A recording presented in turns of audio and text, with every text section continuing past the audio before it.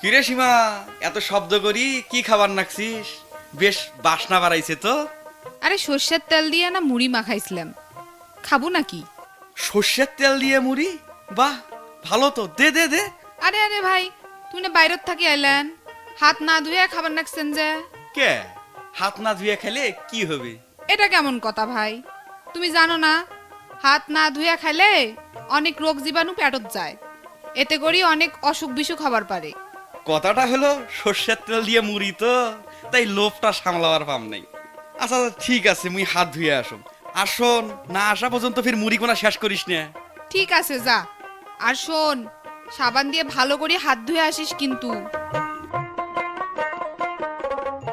এই যে দেখ, সাবান দিয়ে ভালো করে হাতখান ধুয়ে আসছম।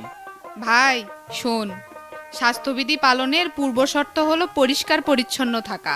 হাত ধোয়ার মাধ্যমে আমরা মূলত পরিষ্কার পরিচ্ছন্ন থাকার চেষ্টা করি, আর অর্থনৈতিক উন্নয়নের জন্য পরিষ্কার পরিচ্ছন্ন থাকা খুব গুরুত্বপূর্ণ।